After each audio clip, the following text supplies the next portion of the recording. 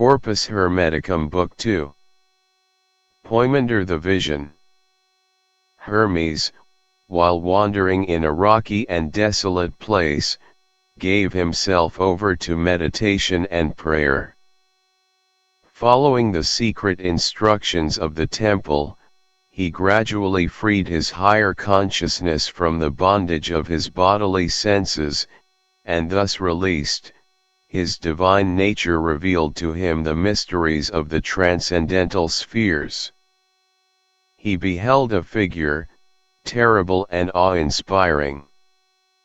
It was the great dragon, with wings stretching across the sky and light streaming in all directions from its body. The great dragon called Hermes by name, and asked him why he was meditated upon the world mystery.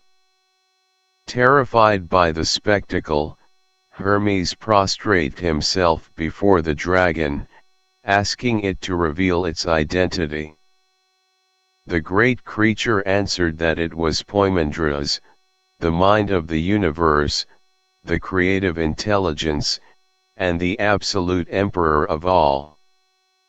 Hermes then asked Poimandras to disclose the nature of the universe and the constitution of the gods.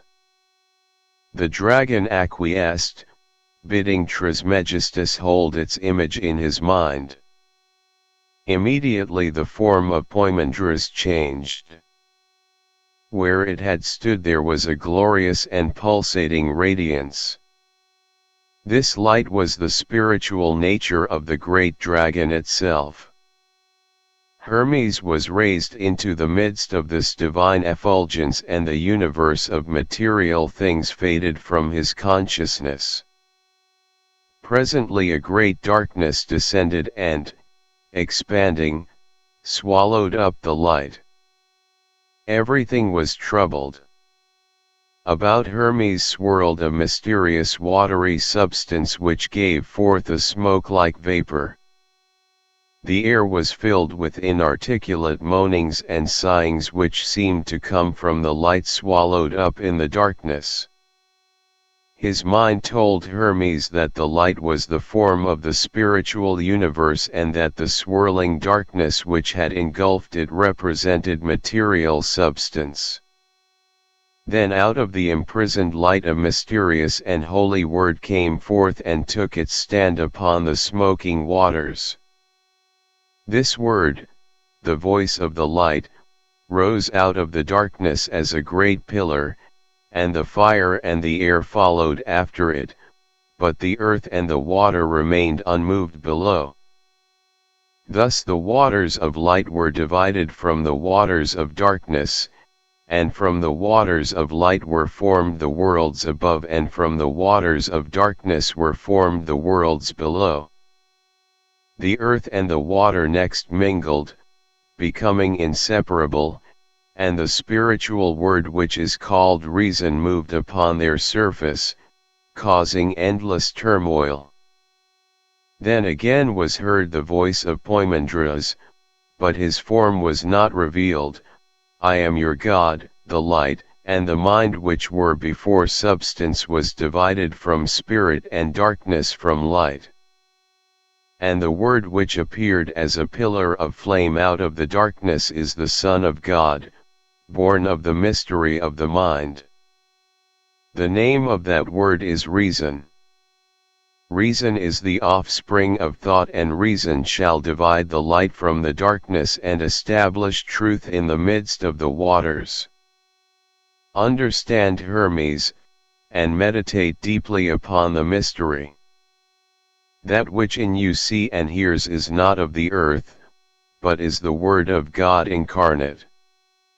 So it is said that divine light dwells in the midst of mortal darkness, and ignorance cannot divide them.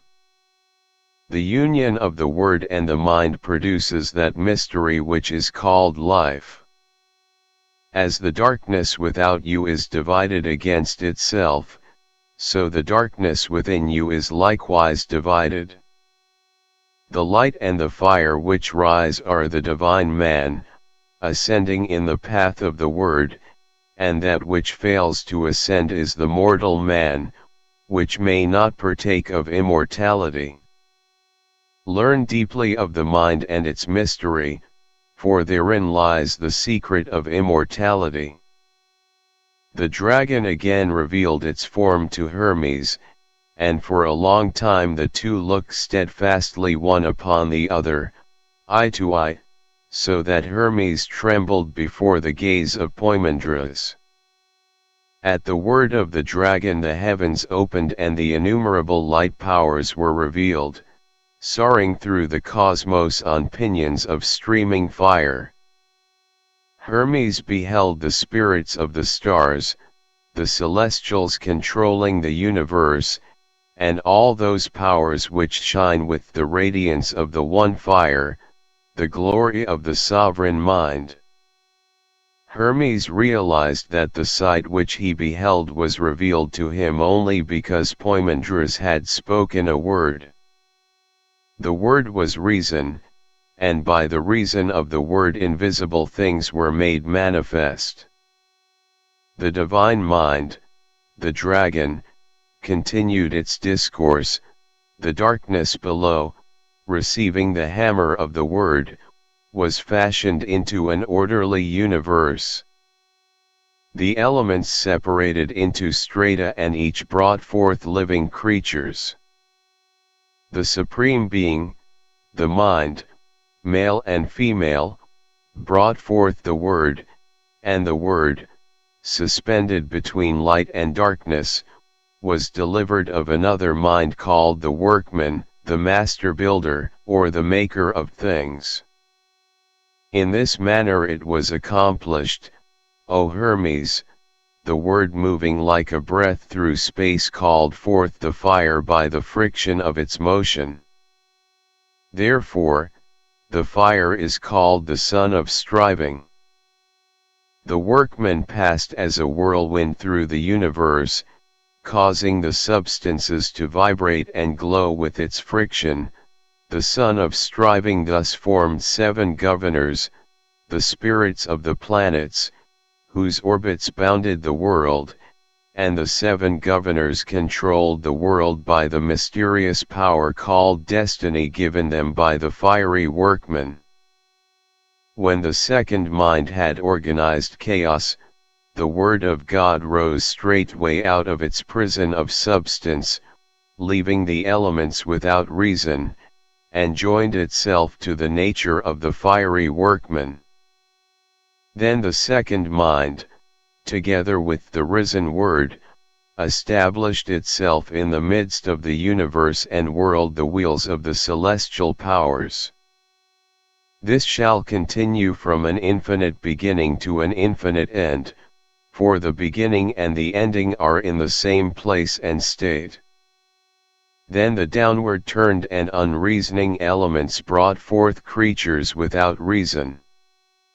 Substance could not bestow reason, for reason had ascended out of it. The air produced flying things and the waters such as swim. The earth conceived strange four-footed and creeping beasts, dragons, composite demons, and grotesque monsters.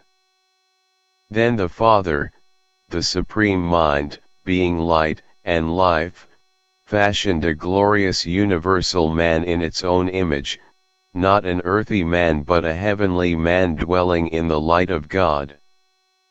The Supreme Mind loved the man it had fashioned and delivered to him the control of the creations and workmanships. The man, desiring to labor, took up his abode in the sphere of generation and observed the works of his brother, the second mind, which sat upon the ring of the fire. And having beheld the achievements of the fiery workman, he willed also to make things, and his father gave permission.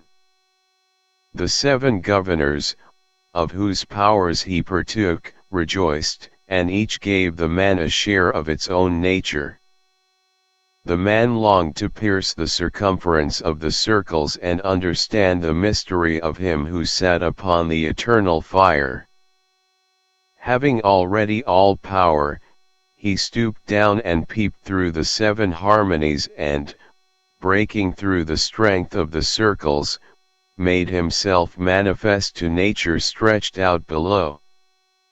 The man, looking into the depths, smiled, for he beheld a shadow upon the earth and a likeness mirrored in the waters, which shadow and likeness were a reflection of himself. The man fell in love with his own shadow and desired to descend into it. Coincident with the desire, the intelligent thing united itself with the unreasoning image or shape. Nature, beholding the descent, wrapped herself about the man whom she loved, and the two were mingled. For this reason, earthy man is composite.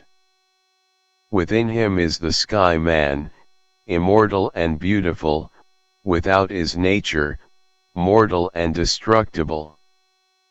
Thus, suffering is the result of the immortal man's falling in love with his shadow and giving up reality to dwell in the darkness of illusion, for, being immortal, man has the power of the 7 governors, also the life, the light, and the word, but being mortal, he is controlled by the rings of the governors, fate, or destiny. Of the immortal man it should be said that he is hermaphrodite, or male and female, and eternally watchful. He neither slumbers nor sleeps, and is governed by a father also both male and female, and ever watchful. Such is the mystery kept hidden to this day, for nature, being mingled in marriage with the sky man, brought forth a wonder most wonderful, 7 men, all bisexual, male and female, and upright of stature, each one exemplifying the natures of the 7 governors. These, O Hermes, are the 7 races, species, and wheels. After this manner were the 7 men generated.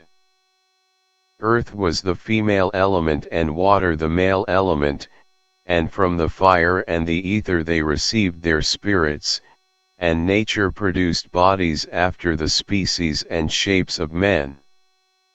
And man received the life and light of the great dragon, and of the life was made his soul and of the light his mind.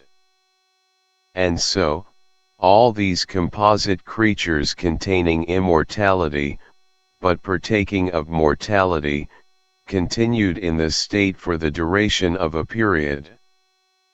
They reproduced themselves out of themselves, for each was male and female. But at the end of the period the knot of destiny was untied by the will of God and the bond of all things was loosened. Then God spoke to the Holy Word within the soul of all things, saying, Increase in increasing and multiply in multitudes, all you, my creatures and workmanships. Let him that is endued with mind know himself to be immortal and that the cause of death is the love of the body, and let him learn all things that are, for he who has recognized himself enters into the state of good.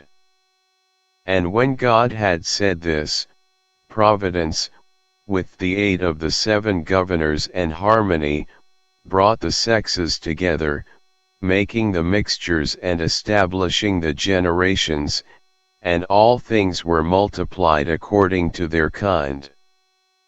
He who through the error of attachment loves his body, stayed wandering in darkness, sensible and suffering the things of death, but he who realizes that the body is but the tomb of his soul, rises